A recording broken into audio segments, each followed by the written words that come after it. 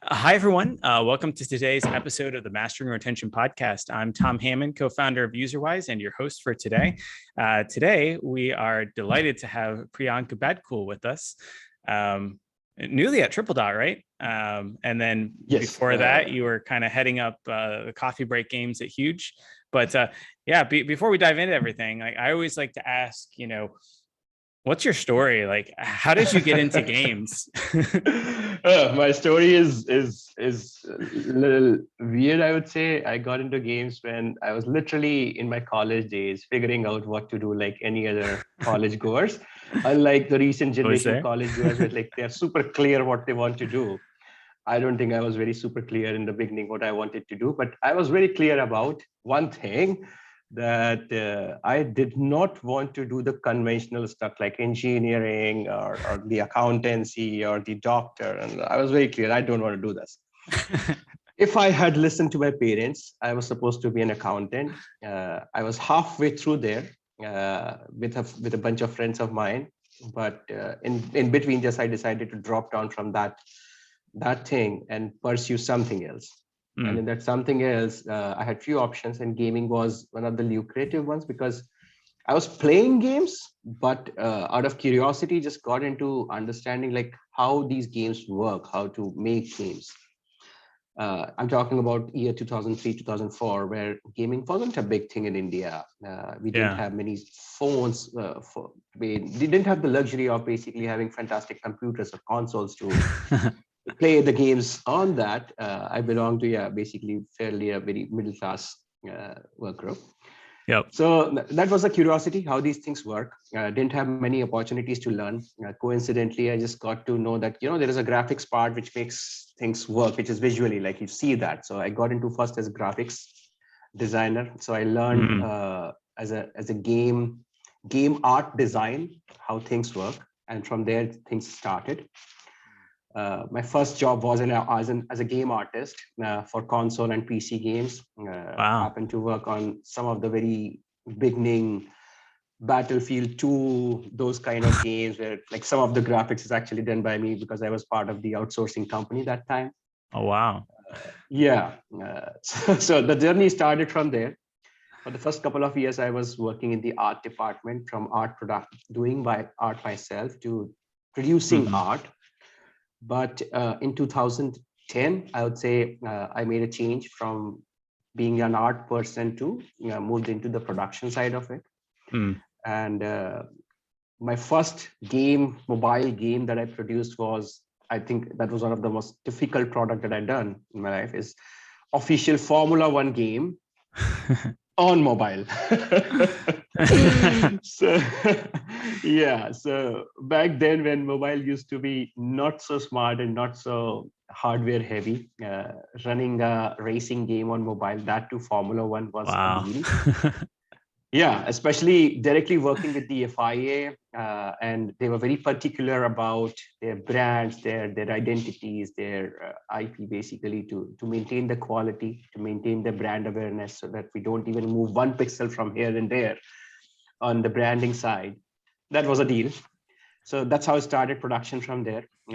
In 2000, basically, I think 11 or 12, I moved to the social gaming platforms, Facebook gaming. And that's where I started back then a startup. It used to be called Bash Gaming / Bitrhymes. And with that small team, we produced the most successful bingo game. Even now, it's the second most successful bingo game. It's called Bingo Bash. Yep. And from there, production to product to now, it's been last few years, I've been building new teams, building new products. So that has been the journey. That's awesome. I don't know if I took too much time on that, but yeah, that's the case. No, I love it.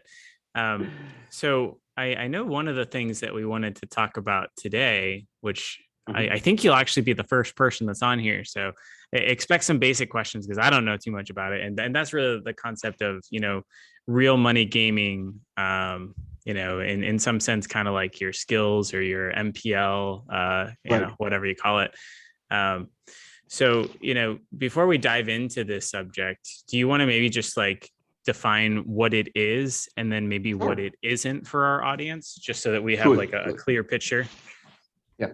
So real money gaming, specifically skill-based real money gaming, has been there from quite some time in the industry. This is my latest project that I'm doing, working with Tripledot Studios. There are like different kind of real money gaming around the world. There's gambling, there's betting, there is skill based. So this one that we're talking about is very specific to skill based real money gaming, where two players get on a competition, which is a skill based competition. Doesn't matter what mechanic it is, right? And we put a bet on our game, and the winner of the game basically wins the prize money. And how the company earns the money basically is a commission, is the rake money. So there's a component of rake money which is defined, which is upfront told to the players that what are they going to get and what will be the rake money, and that's the business model around it. This business model is legally accepted in many parts of the world, including United States and many countries, but it has to work within the boundaries of the legally defined criteria of skill-based mechanics. And we just have to play around it. As long as we are in those boundaries, mechanic specific has no role to play. There's the enormous opportunity to play any mechanic literally into that. There has been a few successful companies already, like Skills has been the longest running platform. They are super successful lately. There are different upcoming companies in the global chart, specifically US and UK in those markets, like Papaya Gaming, Avia Games, and many more. India has been one of the leaders into this segment with many skill-based, basically those rummy games, and poker games, and MPL is the recent example that you mentioned, which is already multi-billion-dollar basically company in a very short period of time. Yeah. So yeah, in the nutshell, there is an audience, there is a user group, there is a demography who is willing to play real money games, and they're very engaged into that. So this is a massive opportunity that we are also seeing. Yeah. And I know, thinking about maybe what it's not, or some other shades of it and stuff, like I know RMG or real money gaming is pretty popular in the UK and also in India in certain parts. But, how would you differentiate, let's say, like a skill-based game? Like if I'm competing and we're both playing Flappy Bird, and we get the exact same screens, and it's just a matter of, how do I get through? So contrast that with maybe like if we were playing poker together, because there's more elements of like luck and interpretation and stuff that goes along with that, I feel. Yeah, so that's true. Skill is very box bounded, basically, in terms of that if there is any luck, let's take it this way. Any game mechanic which is less than 50% of chance based, more than 50% of skill based, in many territories, this is considered as skill gaming. For example, I'll give you an example. If you play a game of solitaire, right? The solitaire deck that you are playing and I am playing should be identical. The sequence should be identical. The timer should be identical. So the game setting should be identical in that case. The other example is bingo. Bingo is also considered, basically, not considered, but customized by the many companies to make it skill based. In general, bingo is a chance-based game. It's a luck-based game. But how it is customized, that the bingo card that you will have, that I will have, will be identical. The number calling will be identical. So the competition is literally based on the your and mine cross motor skills, basically hand-eye coordination, cross motor skills. How fast you can dub a number, how fast you can dub a bingo, and how much of our listening skills basically are there so that we don't miss a number. And the competition is based on ability to fast dub and score higher based on your fast actions. Is nothing to be based on luck. That's the bounding box around. Does it make, is that clear enough? No, I think that makes sense. And then Yeah. one final thing, because Sure. when I think of real money gaming and this whole blockchain stuff has been going on, Right. um, what's your take on how play to earn or blockchain games kind of correlate to real money gaming, or is that kind of a completely separate beast, or are some of those elements going to get blurred? So basically, we are also exploring soon something on that front. But as far as I see at the moment, the possibilities, I don't see the game mechanics that I'm talking about are very simple mechanics, because we are also trying to, not just I or we, all these companies are trying to go to the tap into the casual audience, like casual game playing audience, which is wider, right? I am not seeing a great opportunity of merging the crypto and NFTs with these things, unless the demography is going down to the younger age group, who is more willing to take the experiments, who is more willing to take the risks of this thing, who understands basically the thing. So unless and until I start a competition in our games, which is based on PUBG or Fortnite, where character building is a thing, where special characters is a thing, I don't think there is a blend in. Yeah. When it comes to but there is still, I see some opportunities. Like I see some of the gaming companies are already doing that. There are different competitions running, where instead of rewarding in a tournament through real money, they are rewarding into cryptocurrencies. But I see that is more of taking the marketability advantage, just to sell it better. Other than that, I will basically still be exploring this opportunity in the coming days and months, and see how we can blend in the crypto world to the real money skill-based gaming world, which is meant for casual audience. Yeah. I mean, if you run a PUBG competition for real money, of course, there is a way for NFTs as well as cryptos too. Yeah, no, that's great. Cool. Okay. Well, now that we've kind of defined what we're talking about, so skill-based real money gaming, yeah, tell me a little bit about what the current market kind of looks like what sort of audience is currently there. So my basically answer on that would be based on the market studies that I have done, because so far we haven't yet released our first game, so we don't have the first-hand experience. That I don't have the first experience rather. Yeah. But the market looks like, so there is a very I would say niche audience available. I wouldn't say niche, but a wider niche available, who have been playing in-app based games, who have been engaged into classic games, who have been engaged into even the ad-based games or in-app purchase-based games, right? When they see the opportunity, they anyways have been spending money on in-app purchase where they don't get anything in return. So I would say all the audience base who has been playing social casino games is kind of a tappable audience, because they anyways have been spending money, but in return, they don't get back anything. Right. So this is an opportunity. They can play similar games of similar interests. And that's why we are also looking for initially the mechanics, which are evergreen mechanics, like solitaire or blackjack or bingos and those kind of things, right? Which where people are anyway spending money, but they never had an option to take it out. So we are getting with an option, and some of us, these companies are getting with an option to, in the same audience, similar audience, where they also have the option to take their money out. So that's a massive audience base available, because social casino has been a thing for many years, is still growing. Yeah. So that audience base is still growing. Plus, since it is not restricted to casino only, we have the opportunity to literally play any mechanic, even if it's a match 3 or a bubble shooter or even Clash Royale, right? We can very well bring those mechanics into this framework, and even that audience is reachable for us. So some part of that audience, if they are willing to basically put their real money in stake, it's an opportunity open for that as well. Yeah.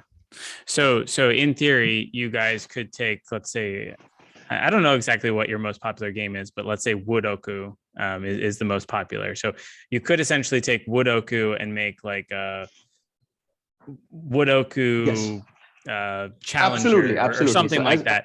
and then it's like, okay, you both get the same board and your piece order is going to be exactly the same. And now it's a matter of who's going to score the most points. Right. How do you know, like, if the Woodoku audience or, some other game would actually like respond well to this? Is it a matter of making the game and launching it? It's a matter of testability. It's a matter of market test, right? So there are safer ways, and I would say safer ways are like go with the most conventional, follow the market basically. So there are competitors who have already got proven mechanics, like solitaire and bingo, and those kind of proven mechanics, which is working for one company, two company, three companies. So this is a no-brainer. Yep. And then there are experimental content, like Woodoku is a great example. I think some point of time we would also like to test the absolute casual mechanic, which is massive user base already that is with us, right? So test it and see how people of those games react to real money gaming. Ultimately, it's all about the conversion rates, because I'm sure when we try to acquire user for real money games, it is going to be a lot more expensive. Will we get the desired conversion rates? Do we find the LTV model of profitability in this to make it happen? So there will be a lot of feasibility tests. There will be multiple mechanic tests. There will be multiple marketability tests. Ultimately, we'll also have to find what is our success mix. Yeah, that makes sense. Yeah. Are there, existing tools, like I'm thinking about like your App Annies or your Sensor Towers or Game Refinery and stuff? Like, is there a lot of market information and data around like the real money gaming, audience and market, similar to other, new avenues, or is it still kind of the wild, wild west, like new enough that it's hard to say? Actually, it's not. And I'll tell you why it's not, because there's no, first of all, Skills, for example, is one of the leaders in the segment, right? Yep. They don't have any app which is Skills app.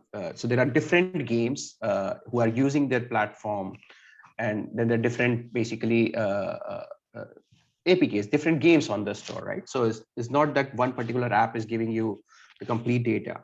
And if you go to those platforms, whether it's App Annie or Sensor Tower, I don't think there's any way to differentiate real money specific KPIs out of that. So from that perspective, I don't think we have a lot of market data available, which is ready-made for us to make decisions. Yep. We'll have to derive a lot of things from the existing data sets and make some, I would say some of them will be educated decisions, some of them will be basically risk-taking decisions, and ultimately we'll have to find our own way to understand this market. Yeah. I have so many questions, but cool. Go on. I'm gonna switch gears slightly. Yeah. So, games have obviously evolved into games as a service over the last, 10 years or something. Right. What does or could or should live ops look like within, an RMG game? I mean, obviously the core is getting players to come in and pay, $1 or more to compete against someone head to head. But from like a live ops, like having something new and interesting to get players back each day is obviously important. So, what does that look like, or what should that look like? What should that look like is going to be, I would say, more aggressive than it used to be for me in the past, because of few reasons. Once it is real money gaming, so I'll have definitely, I mean, that's the idea, because we'll have more payers in the system, more depositors in the system. Mm-hmm. And since there'll be more depositors in the system, there'll be more of those cohort, which is like high value players in the game. So from that perspective, a very focused VIP services, a very focused VIPs or very high value players driven live ops is going to be very important in our case. But in general, the way we are seeing, the way that we are basically also preparing ourselves, that the live ops.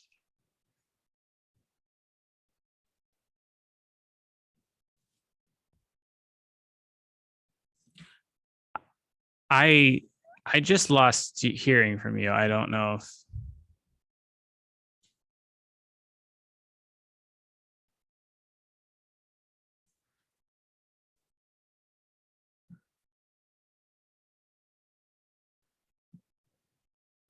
You're Am I back?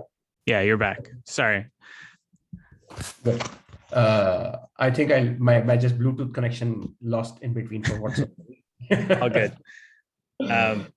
Cool. Yeah, multiple things are very important here as well. So we'll have to be very aggressive. We'll have in player communication, from our side to players communication.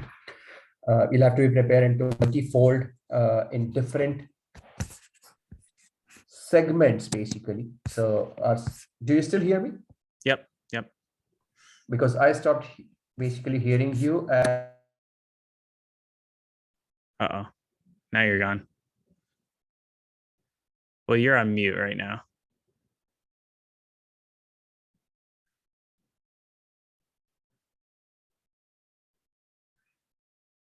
Can you hear me okay? All right. I think I hear you.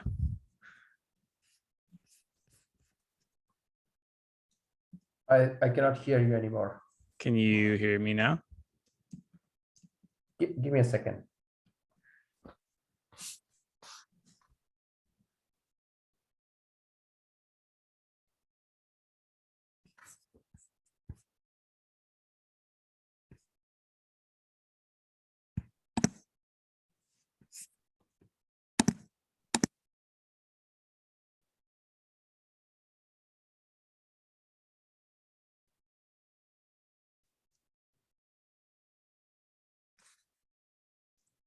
Can you hear me now?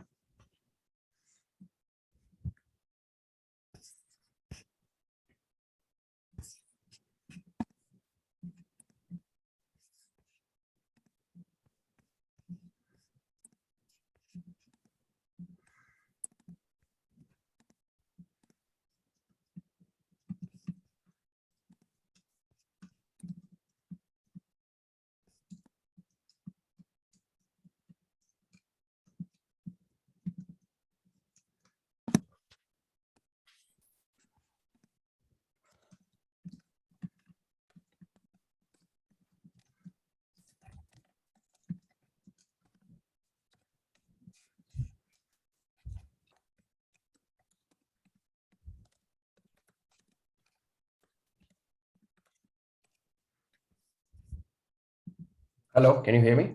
Yeah. Can you hear me? Perfect. The moment I wrote you a message, it started working. Okay. Perfect. Sorry for that. Yeah, I don't know what went wrong, but it just stopped. It started showing a red icon on top of the microphone, and then it went away. Okay. So shall we continue? Yeah. So we'll end it as, what should live ops look like in these games? And good. So I was talking about that first, the player communication system has to be more robust, has to be more basically aggressive, and we need to find our ways to basically have more and more players have their push notifications and emails activated so that for any reason, we just need to communicate with them, we are communicating. On top of that, we are also preparing a very comprehensive tool which will let us segment the players at different levels, because I believe this will be a little more complex than the IAP in terms of segmenting the players, and then specifically run events and custom events and sales for each of the segments. So it's going to be heavier, a little more heavier. Oh, perfect. I love tools. Yeah. So right now we are building our custom tools, company-wide as well as specific to the real money gaming customization. And hopefully we will learn a lot. So after the first test, we learn a lot, and we are setting up a dedicated unit basically to take care of that thing. That's great. Oftentimes when I think of like the emails or the notifications and things that I'm sending users, like what sort of things can you actually offer users to get them into a real money gaming? Like, do you have to offer like free entries or like free money that you can come in and spend, or is that, still kind of unknown to you guys? Normally I would be like, hey, come collect this free gift of 1,000 coins, but within this context, that 1,000 coins might be like a dollar's worth of content. And how do you know that you're going to recoup that or whatnot? So so these are some unknowns that we have right now. Like first of all, we need to check because there is also a thing and a hypothesis that we have probably, that since it is going to be real money gaming, the users that we will acquire and the users that we'll have in our system, I'm basically also considering that they are going to be a little serious in the, and they're going to be a little serious in nature. They're going to be a little serious about this game because they are putting their dollar right from the beginning. That's one. Yep. And unlike the social IAP purchase or in-app purchase, where you put $1, you can forget about it because you know that you're not going to get it back, right? In this case, they know that if they care about the money, they can get it back. So they also have a reason to basically be educated, be updated on most of the things, because everything is emotionally connected with their money now. So I'm expecting that the conversion to opt-in for push and emails will be a little higher in our case. So we will first go over like how's the natural flow looks like. And then, yes, of course, we are also preparing some tools, basically some offers, some incentives to ask the users to give it. Like I am going to go all out to make sure that we have at least 90% of the opt-in rate. Unrealistic, but not difficult. So I mean, whenever I rather opposite, like difficult, but not unrealistic, I would say. Yeah. So, whenever I think about a new, game or app or whatnot, you often hear people talk about the magical aha moment. So Twitter, I think they found that like once you follow 10 people, you get this aha moment, and Facebook a certain number of friends or something. And so they really orient their apps all around, how do I get new users to reach this aha moment as soon as possible, because their retention and engagement and things just skyrockets after that. I would assume that for a new user in a real money gaming app, especially if they haven't done them before, that aha moment is the first time that you spend $1 and you win, and now you have $1.70 or $1.85 or whatever it is. With that in mind, I think a little bit about like casinos and such. Right. And so some things that they do to get you to Vegas, or at least they used to, I don't know if it's still a thing with COVID, but they used to subsidize the cost of flights to Vegas. So it was always really cheap to fly there. Likewise, when you sign up for your hotel, you get in there, they'd often give you a few $100s worth of like free credit to go down and use within the casino and the machines and such. Do you think something like that makes sense within the realm of, the real money skill-based gaming? Do you think it makes sense to augment that first-time user experience where like you're playing against a bot or someone that, feels real, but is, so it's almost designed so they can like win that initial, coup back, and they get that aha moment, and they're much more likely to want to continue to seek that moment? Well, the logical answer is yes, we have to, and we should. But the complex answer is we don't know how far we can do that, because when things come into real money purview, there's a lot of legality involved into that. And everything that we have to do will have to be over sensitively taken care of, because if anything, anywhere we flaunt the rules, basically there is a risk, right? Sure. So I don't think we'll be able to do the aha moment playing around with the real money part of it, or like letting the players like win in the beginning. Maybe or may not be, I'm not sure yet. We haven't basically reached to that space where we want to take the approvals on those sort of things.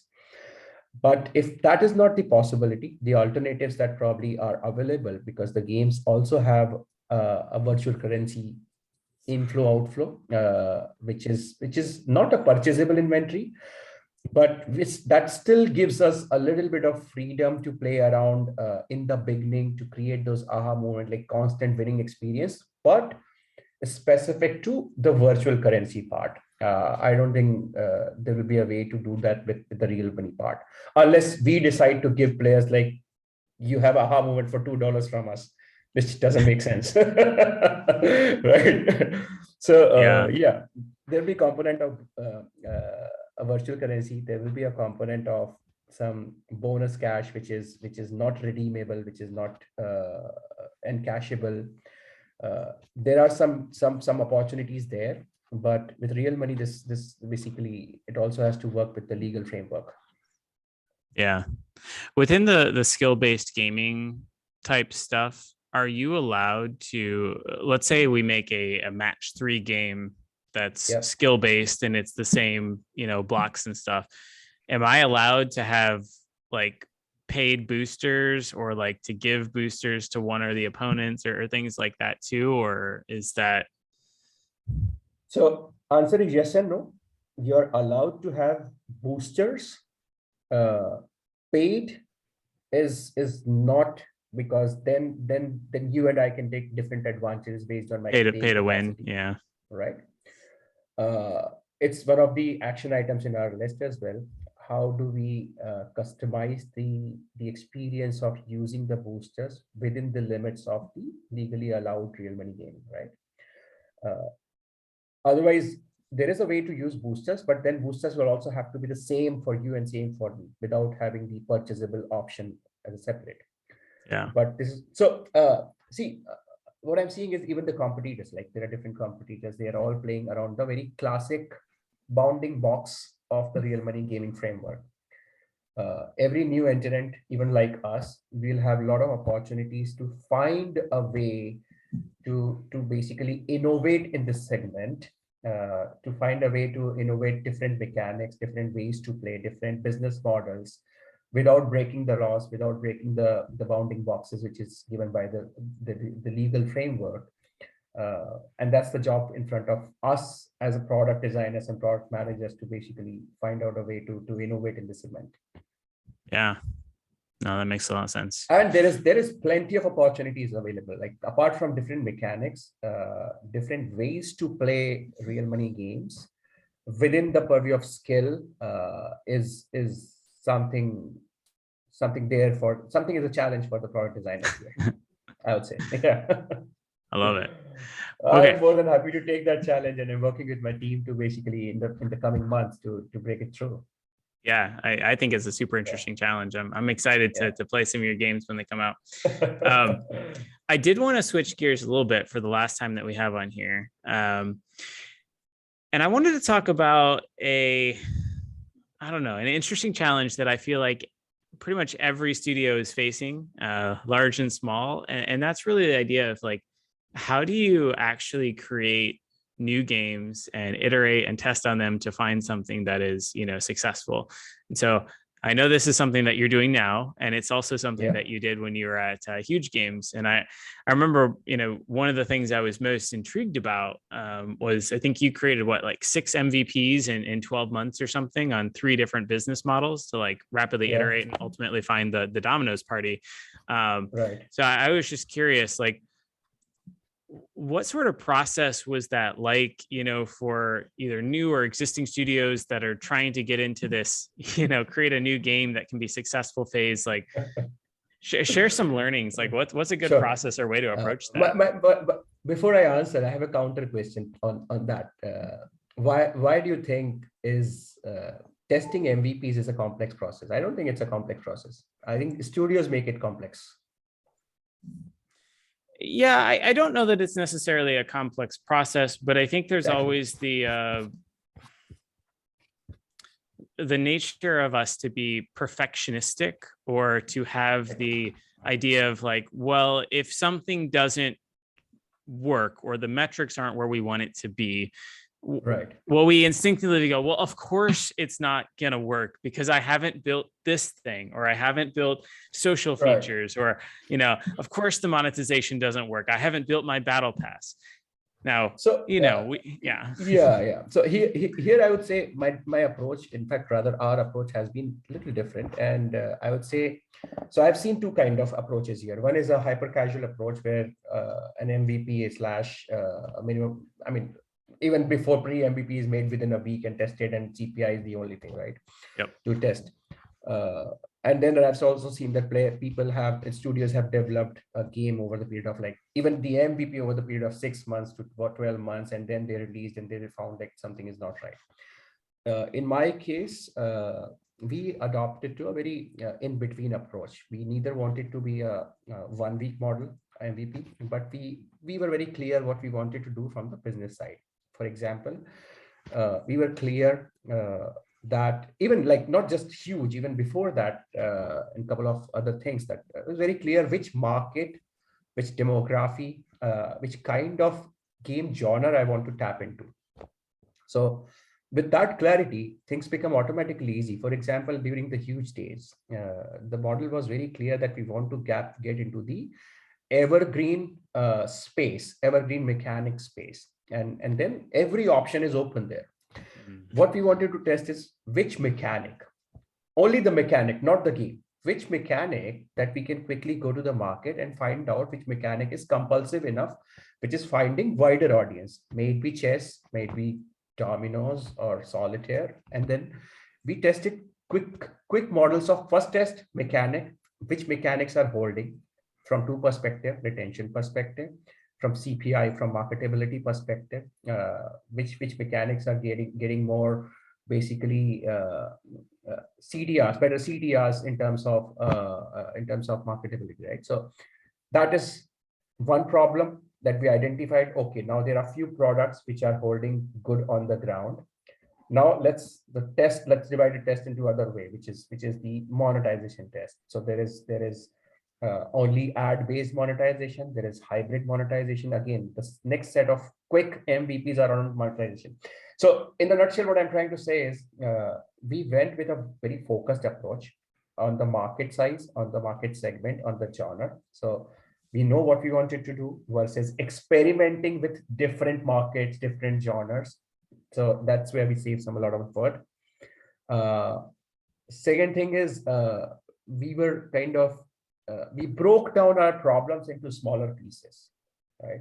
Versus testing everything in one single piece, we broke it down into smaller pieces. Let's just test the mechanic. If the mechanic holds, then only test the monetization model and then see what is the combination. So that's how we build multiple MVPs in the 6 months with pairing with multiple business models, ads, hybrid, IAP, all three models. And out of these combinations, when we found that one particular product is holding well on the combination, right? And then we decided to, okay, let's build this product and take it forward. Let's grow this product. That's also my recommendation. If you break down your problems into smaller pieces, your MVP is much more simplified. Your KPIs that you want to measure are much more simplified. Your options to go live early is much more feasible, basically. Do you recommend, do you recommend trying to analyze, okay, I have this new product idea that I want to do. Do you recommend kind of breaking that up into little projects and then kind of orient them of like a risk profile? So maybe the first step would be, hey, if I have a $12 CPI for this, it's never going to work. And so you do like a market test without building anything first to make sure that it's a reasonable CPI. And then you say, okay, well, if I don't have fun gameplay mechanic that retains players, then it's never going to work. And then I make a basic MVP to just test that. And then I say, okay, well, if I can't get an LTV that is greater than the CPI, then it's never going to work. And so that would be like absolutely. So I wouldn't recommend to basically go with the LTV approach right from the beginning, because LTV is constantly growing. You build it over the period of time, right? But I definitely recommend to run the CPI test as fast as possible, because literally I've seen even the smallest and the most positive things surprising me, and surprising to the level that somewhere where all the market data suggests, just give you an example, all the market data suggests that the CPI for this genre in this territory should be between 30 to 50 cents. When we started testing, after all the optimization, we never went down below $4. And that's a surprise, right? 30 to 50 cents becoming 60, 70, 80 cents is understandable, is optimizable. When we start seeing things at $4, $5, that is not optimizable. right? Then immediately you have a reason to believe that what you were working for with the expectation that if the range is between 30 cents to 50 cents, even if it overshoots, let's talk about $1. If you optimize your product towards 1.5 CPI, LTV, you will make it. But for the plan of $1.5 LTV, you cannot immediately switch gear and reach $4. Then you have to basically redesign your whole thought process. So my recommendation is go live. Go and test the markets as soon as possible.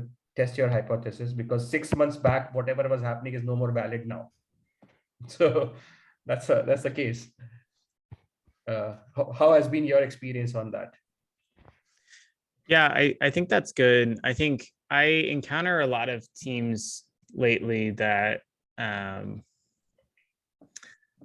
want to say they get into soft launch hell, where they find that, let's take an RPG game that I know of that a buddy is struggling with. So it's hovering at about a $3 CPI, which isn't too bad from an RPG standpoint. Their soft launch LTV is about $1. Their day 1 to 3, even upwards of day 30 is still in the 5 to 10% range. It's like still pretty good, retention and stuff. But they've been working on this project for a long time now, and the metrics aren't really converging. And so at what point do we need to kill the project and move on, because the things that we're doing aren't really moving the metrics in a way that we can actually scale this thing profitably and get to the full global launch. And I see some projects with another company I was working with there. Their retention was in like the top of the arcade gameplay retention rate, but they just were so far off, and they had probably another 12 months of things that they were going to do, but they'd spent 6 months doing things, and none of those had like moved any of the metrics. So, do you kill this? Do you keep working on something else that might have a higher starting point of where you're going to get to? Absolutely. So, the idea is not to basically ask the studios to be discouraged when they see like alarming CPIs or something which is unexpected. The idea is to basically have an early knowledge about what you need to do to basically prepare for a release. And if you see some unexpected marketability issues, then you know immediately that what kind of depth that you need to put in your game, in your design process, in your system process, in your business model to achieve to that level. And then it's a more cautious decision. It's a more bold decision. It's a more educated decision that what you're looking for, right? So that's the idea. I don't think any game or any studio should be discouraged, even if they look for like $10 CPI. If your game is worthy of that, you think that you'll be able to ask your players to deposit $10, why not? Right? Why not? Why not? I've seen that cases as well. Like I wouldn't say the name, but I've seen that case as well, where the game was fairly reasonable in terms of CPI. Initial data wasn't very exciting in terms of retention, but the game the team just continued to work on it to make it happen, and now that is one of the most successful games in the industry in the genre. So you just need to. Yeah, you just need to sharpen your skills. You need to put your focus on the right spots when you have some knowledge on that. Do you have any thoughts on building for a particular audience, or like using 12 traits or surveys or something to identify, hey, this thing is underserved? Like I think about, there's a book that I read by one of the old Procter & Gamble CEOs. And in there, they shared a story about, and I forget the name of the company, but they basically made golf clubs, and they wanted to make a new golf club. And primarily the golf audience is like 25 to 55 males in the US or whatnot. Right. And only like 10% of those men actually played golf. And so what they did is they said, well, rather than targeting those players, let's go talk to the 90% of these guys that aren't playing golf and understand why. Well, lo and behold, most of them didn't play golf because they didn't want to look like an idiot in front of their friends because they sucked at hitting the ball. Right. And so this company went back and they made this golf club called the Big Bertha. And it's got this huge head on it that makes it actually much harder to hit the ball wrong. And so they brought in a whole bunch of guys to golf.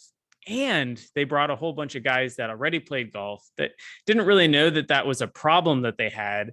They just thought that like they needed to get better at golf and like it was their problem. But now this Big Bertha came in and solved it. A bunch of them kind of became customers too. So, you know, I think about that from like, let's say I want to make a match 3 game. Okay. Right. Rather than trying to talk to Candy Crush players, I want to talk to women that by all accounts should have played Candy Crush or they quit playing Candy Crush. So, you know, why, you know, and maybe some of the answers would be like, well, I've got enough stress in my life. I don't want the constant +5 moves. Like, I just want to just like veg out and relax. Or, you know, maybe it's like, it's just endless levels. Like there's no point to it. Like, give me some more meat.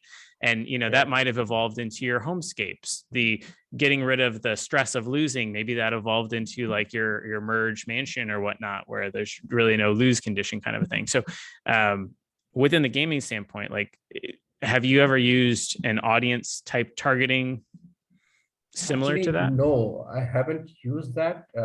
Somehow never reached to that stage or basically, but yeah, it's a good idea. Although I don't know what are the means outside the game, like outside my particular game, how should I reach to these audience and where do I find these audience who can basically, I know there are some companies do that, but to be honest, no, I haven't used any of that so far yet in any of my products. Cool. Yeah, I've heard good things. But if you have some recommendations, we can connect offline and you can share some basically some knowledge on that, and I'm going to use that because looks like there is some potential to that. Yeah, no, totally. Well, cool. So I know we're just about out of time here. It's been super awesome. And I do have one last question for you because, of course, we are on the Mastering Retention podcast. And that is, you know, what's one tip or trick or lesson that you've learned over the years to increase player retention? Like how do you keep your players playing for longer? I don't know about how do I keep my players keep for longer. Like that's a subset of like many features and the basically the whole combination. But one thing I learned, if your core game, if your core mechanic is not compulsive enough, there's no feature that can save you. That's what my learning has been. So that has been the thing that I focus on the core mechanic, the core compulsive loop. If that is strong enough, then I have all the basically tools to make it better. But if that doesn't work, there's no point pairing multiple features because at a point you'll hit a roadblock. I love that. That actually reminds me. One time I had the CEO of Firescore Interactive, and I think they were acquired and became Crazy Labs India now. But they were talking about one of their first successful games, which was one of those like feel good. You get to like slice through objects and stuff. And they had amazing day one retention, but they increased it by something like 3 or 5% just by like making it even smoother to like do the cutting action or something like that. It's like that core mechanic. If you lock it in, you make it easier to do, work a little bit better. It just, everything feels better. So I love that. That's a great one. Well, Priyank, probably the simplest one, but that's the core. That's a core of it. Yeah, the simple ones are good. You always got to go back to your roots, get your foundation firm, right? I love it. If people do have any questions for you or follow-ups or things like that, is there a good way for them to get in contact with you? Of course, my LinkedIn page is pretty much open. So I think you are also connected on my LinkedIn page. Feel free to share it.